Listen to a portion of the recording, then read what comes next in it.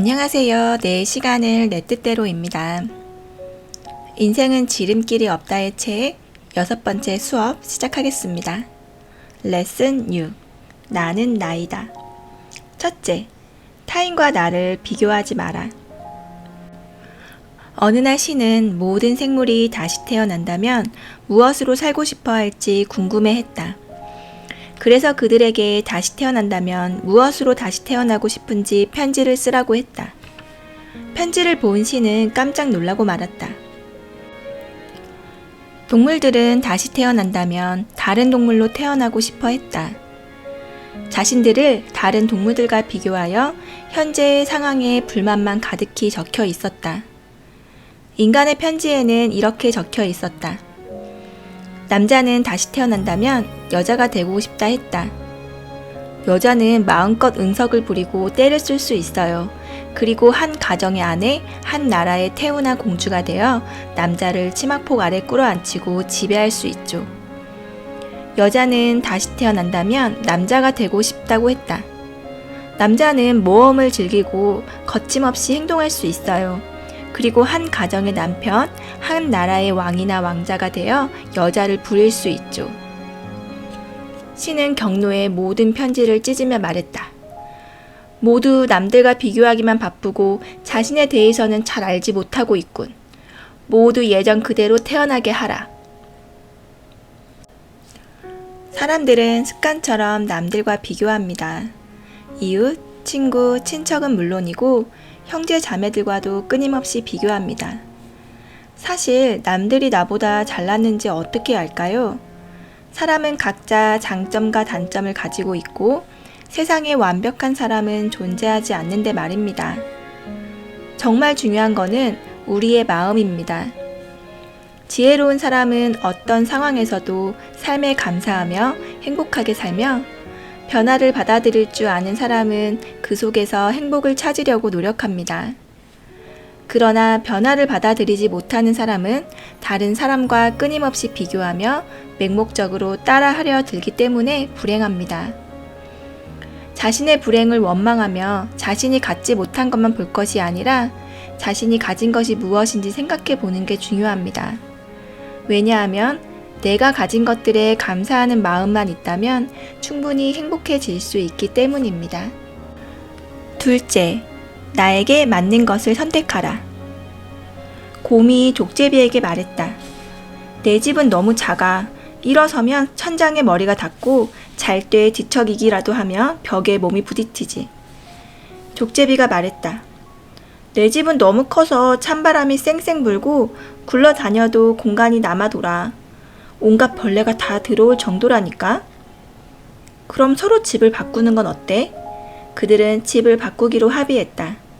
곰은 즉시 족제비의 집으로 갔다. 그런데 족제비의 집은 손 하나도 안 들어갈 만큼 작았고 곰은 결국 집 밖에서 추위에 떨며 잠을 청해야 했다. 곰의 집으로 간 족제비는 자신의 집보다 훨씬 더 큰 집을 보고 깜짝 놀랐다. 큰 집에 있다가 천적이라도 들어오면 꼼짝없이 잡아먹힐 게 뻔했다.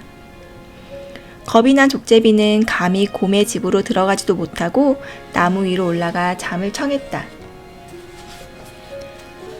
다른 사람에게 잘 맞는다고 해서 자신에게도 잘 맞으리라는 보장은 없습니다. 인생은 수많은 선택이며 어떤 선택을 하든지 자신에게 맞는 것을 고르는 게 중요합니다. 하지만 이때 남들에게 과시하고 싶은 마음을 내려놓아야 합니다. 또 다른 스토리입니다. 어느 날 바닷가에 낚시하러 온 사람들 옆으로 관광객이 풍경을 감상하고 있었다. 그때 낚시꾼 하나가 1m가 넘는 대어를 낚았다. 하지만 그는 대어를 잡자마자 낚싯바늘을 빼고 살려주었다. 옆에서 지켜보던 사람들은 낚시꾼의 대범함에 감탄했다. 그는 또다시 70cm나 되는 대어를 잡았다. 그런데 이번에도 역시 잡자마자 물고기를 놓아주었다. 얼마 뒤 그는 30cm 정도의 작은 고기를 잡았다. 사람들은 그가 다시 고기를 놓아줄 거라고 생각했다. 하지만 이번에는 고기를 어망에 집어넣는 게 아닌가? 사람들이 그에게 물었다. 왜 큰 고기는 놓아주고 작은 고기는 어망에 집어넣는 거죠? 그가 말했다. 우리 집에 있는 가장 큰 접시가 30cm거든요. 너무 큰 고기는 접시에 담을 수 없잖아요. 사람들은 저마다 다른 크기의 접시를 가지고 있습니다. 중요한 것은 자신이 만족할 수 있는가입니다. 셋째, 허영심을 내려놓아라. 허영심은 실속 없이 화려한 겉모습만 따르는 심리적 결함 상태를 의미합니다. 어떤 사람들은 돈, 권력, 사랑 등을 갈구하느라 행복과 인생을 허비하기도 합니다. 허영심은 아름답고 매력적이지만 한 번 신으면 영원히 벗지 못하는 빨간 구두와 같습니다.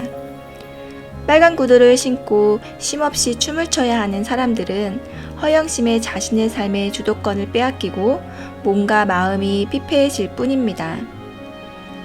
허영심이라는 울타리를 뛰어넘고 싶다면 남들에게 보여주기 위한 화려한 가면을 과감히 벗어 던져야 합니다. 그리고 인생에서 자신이 선택한 그것의 가치를 분명히 아는 게 중요합니다. 오늘의 마무리 글 읽어드리겠습니다. 자기 자신의 주인이 되면 인생의 모든 법칙이 변할 것이다. 고독해도 더 이상 외롭지 않고 빈곤해도 더 이상 가난하지 않으며 연약해도 더 이상 약하지 않을 것이다. 헨리 데이비드 소로. 감사합니다. 내 시간을 내 뜻대로였습니다.